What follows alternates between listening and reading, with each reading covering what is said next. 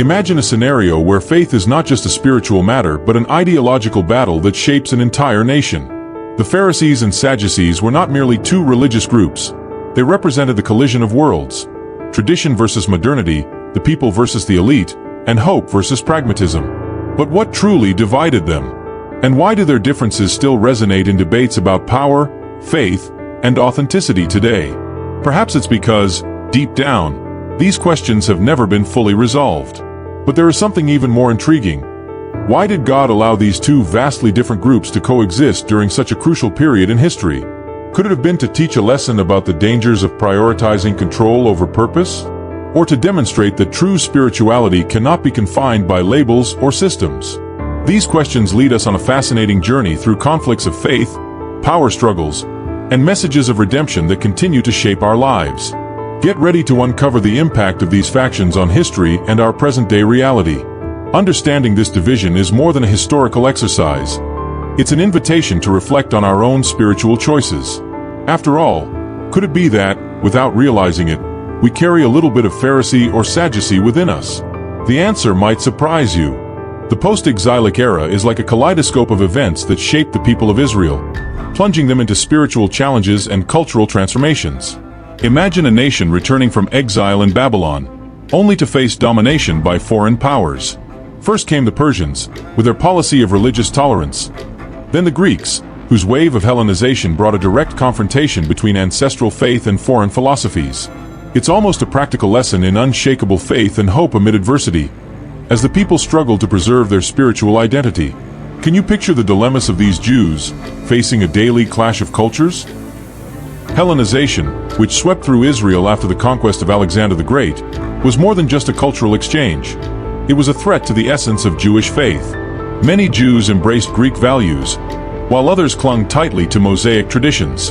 The division was like an open wound, sowing the seeds for spiritual conflicts between traditionalists and progressives. Doesn't it remind you of how great cultural movements can redefine beliefs, much like the accelerated changes in society today? During this time, the emergence of religious factions became inevitable. While some Jews advocated for complete separation from Greek influence, others sought a balance between tradition and modernity. It was in this environment that the Pharisees, emphasizing unshakable faith through the oral law, and the Sadducees, with their preference for a literal interpretation of the scriptures, began to rise. Sound familiar? Even today, debates between literalism and spiritual interpretation echo this historical moment.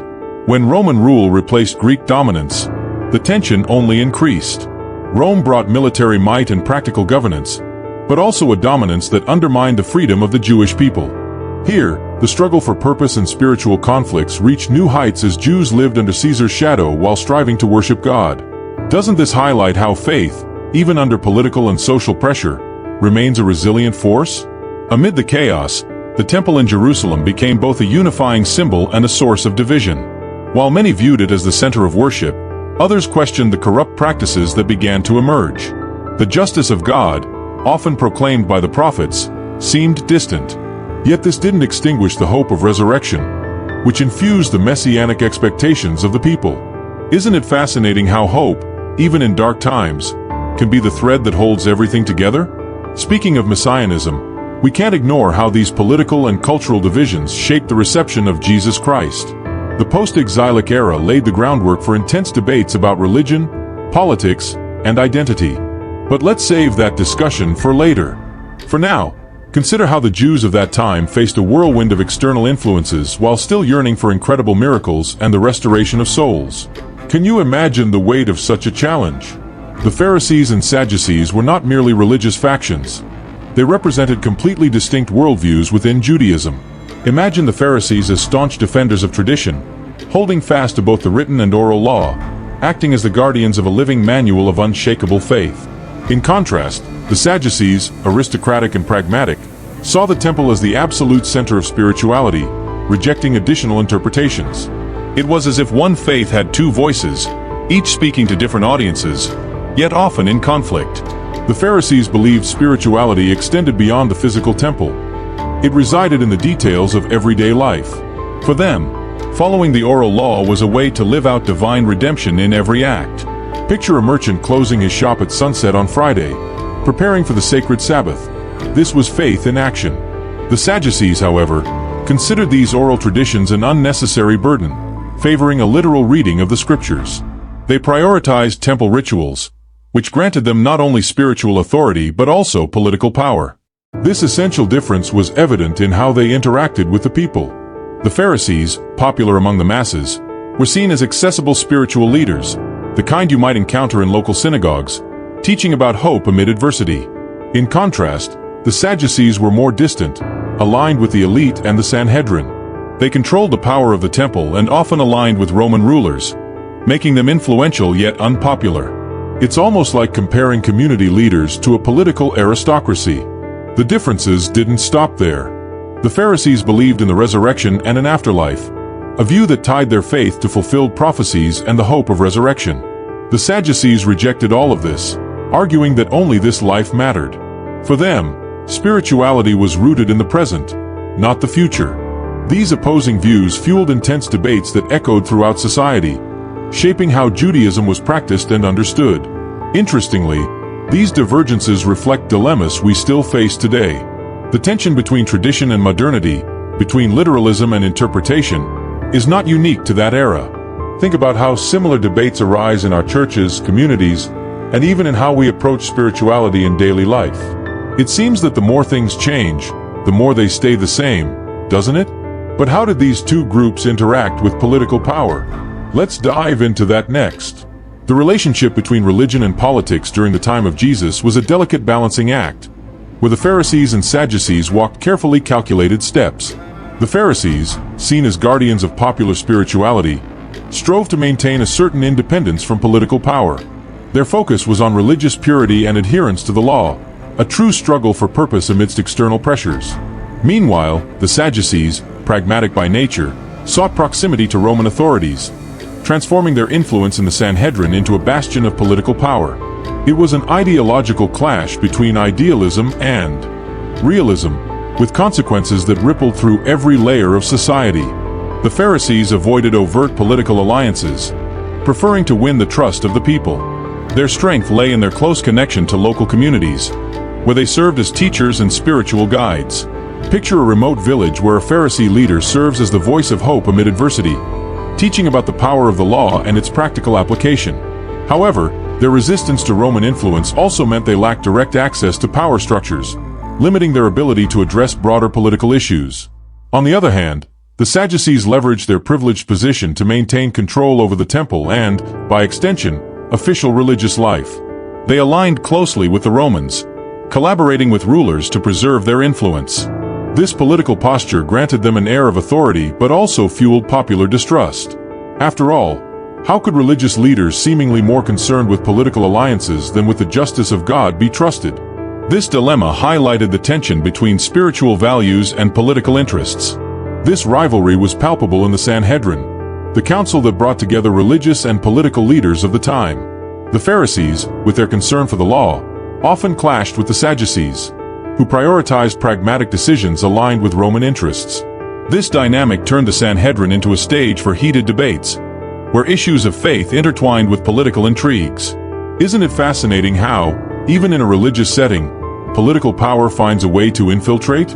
And so, the question arises, what happens when religion loses its spiritual focus in favor of political power? This is a lesson that transcends time and place, reminding us of the need for authenticity in faith and leadership. But how did all of this play out in the life and ministry of Jesus? That's where the story becomes even more captivating. The ministry of Jesus was a true turning point in the religious landscape of his time, and the Pharisees and Sadducees played pivotal roles in how his message was received. The Pharisees, with their emphasis on strict obedience to the law and traditions, saw Jesus as a challenge to the authority they had meticulously built. While he preached about love, forgiveness, and unshakable faith, the Pharisees clung to rigid interpretations of the law, often clashing with him. Imagine a Pharisee rabbi hearing Jesus proclaim, "The Sabbath was made for man, not man for the Sabbath." To them, this sounded almost like rebellion against the very pillars of their faith. The Sadducees, closely tied to the temple and political power, viewed Jesus as a direct threat to the order that upheld their authority.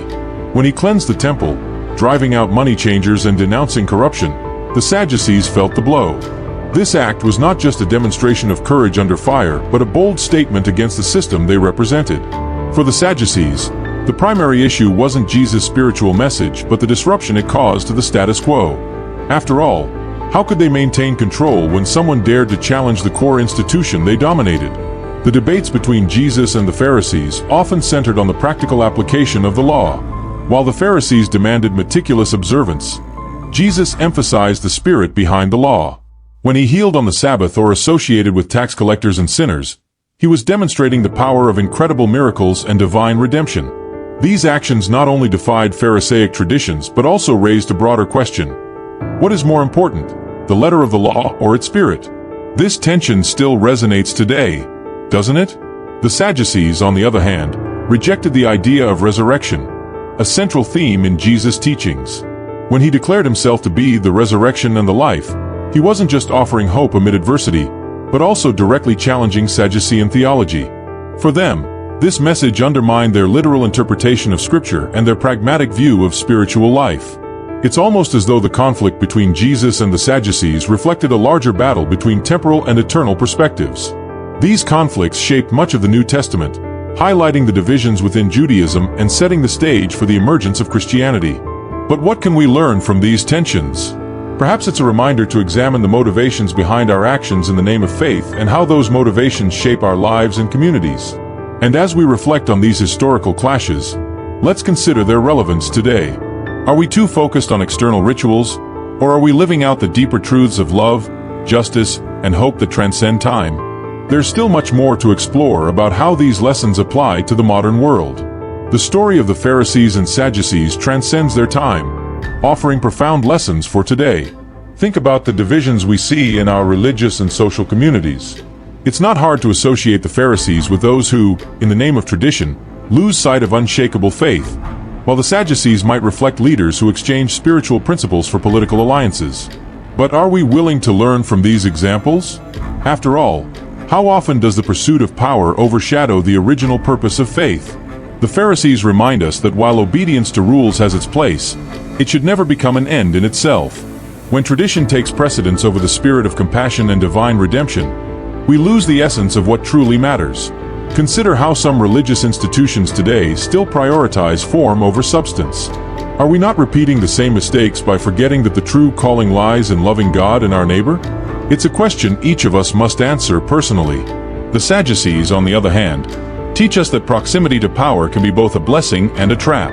When spiritual leaders align too closely with political interests, the gospel's message can become diluted.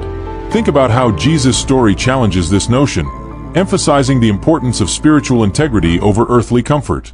This is an example of courage under fire, inspiring us to choose principles over convenience. Even today, the divisions between Pharisees and Sadducees resonate in debates over tradition versus modernity, practical versus institutionalized spirituality. In communities where appearances often outweigh substance, these lessons remind us that God seeks authenticity, not performances. This is why stories of love and forgiveness, like those of Jesus, continue to inspire and challenge us, urging reflection on our own journeys of faith. Ultimately, the greatest lesson may be the invitation to humility. Both Pharisees and Sadducees were confronted by Jesus for their shortcomings, yet few were open to change. Today, we are challenged not only to recognize these historical failures, but also to avoid repeating them in our own lives. Are we prepared for this transformation? The next reflection will take us deeper into this call for change. After delving into the conflicts between the Pharisees and Sadducees, one question becomes inevitable. What can you learn from this and apply to your life? Are you more focused on maintaining appearances or seeking a genuine connection with God? Have power and control sometimes overshadowed compassion and spiritual purpose? It's time to reflect. How can you, starting now, prioritize the essence of faith over disputes and superficialities? This story is not just about the past. It's a mirror for the present. What changes are you willing to make in your life to live an authentic faith marked by love and forgiveness, unshakable faith, and the constant pursuit of divine redemption? Think about it. What practical steps can you take today to bring these lessons into your journey? Perhaps it's time to reassess your priorities, deepen your prayer life, or even invest in a more profound study of the Scriptures. Now, a special invitation. Subscribe to the channel and turn on notifications to continue exploring these profound and impactful themes. Because the journey of faith doesn't end here. There is so much more to discover, learn, and transform. So, are you ready to take the next step? The answer is in your hands.